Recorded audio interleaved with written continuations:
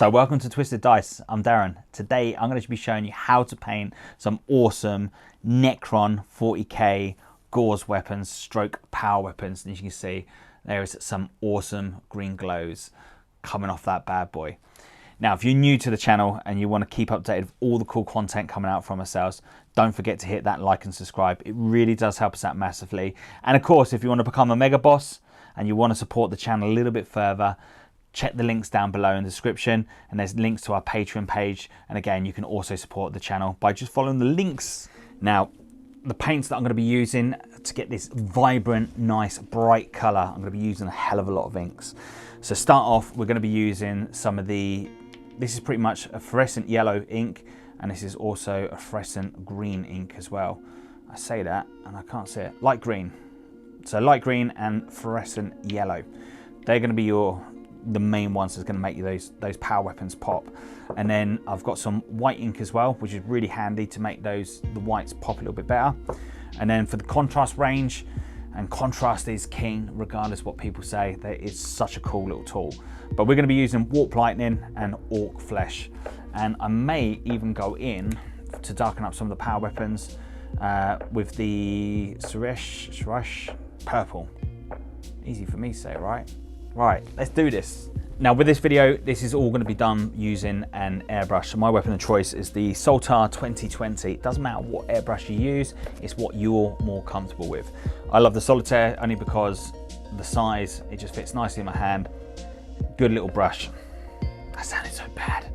That sounded so bad. So first off, what we want to do is we're going to go in with the white first of all, and this is going to do all the pre-shading. So straight in with the white ink. So there's two ways we can do this. We can either mask off the blade itself, or we can do this freehand. So this depends upon your skill level. If you feel that you're unable to do this next stage, mask it off, whether you use the liquid mask or whether you just use the masking tape itself. But I'm going to be using just the brush, the airbrush. I feel like I can pull it off where I need it to go. So next, what we want to do is think about where the source, the main source of the energy is going to be, so like the highest parts of the actual blade. And where I'm referring to on that is these parts just here. That's what we're looking at. So here, and I think we're going to go with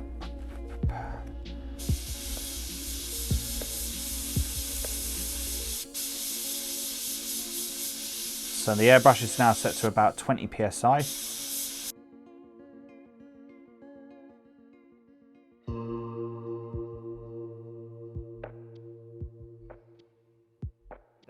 Let's take it up a notch. Let's go to the next stage, which we're going to go with the fluorescent yellow and the light green. So I've gone with a little bit thinner into the airbrush itself, and all I'm going to do is a couple of drops of the fluorescent yellow. Now the fluorescent yellow is very, very liquidy. Going in with the light green, it's a lot more thicker. I say, not getting anything in there, so a couple of drops of that. Now this is going to make that green really, really pop, because we're just going to aim for the highlights.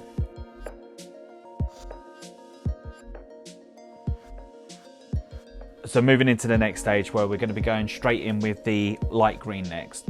And we're just going to go again a bit thinner into the airbrush.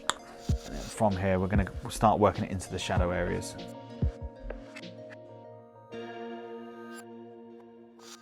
So next up, with the mix still in the tank, we're going to be adding some warp lightning into the previous mix. And then we're going to start working it more into the shadow parts.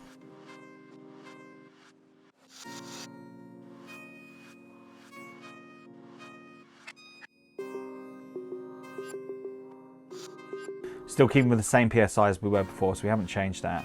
But all we're doing is just reversing what we've done with the zenith highlighting and aiming just for the shadow. And this is just to give that, to make the brightness pop on the actual model itself.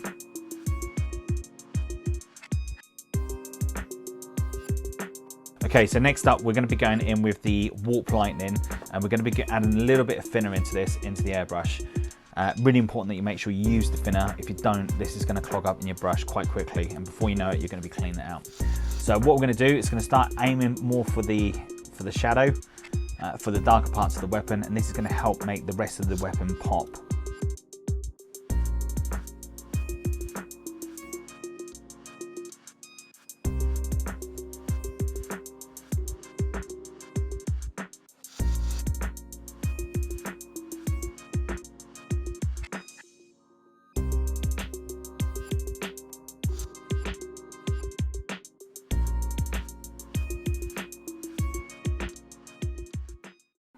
So at this point, my camera decides the microphone doesn't want to work. So to make that green pop a little bit more, I'm going to be going back in with the light green ink and adding a couple of drops of white ink to the mix. Now this will give it that nice final touch of making the power weapon glow. And of course, if you're doing gauze weapons, it really does make it stand out.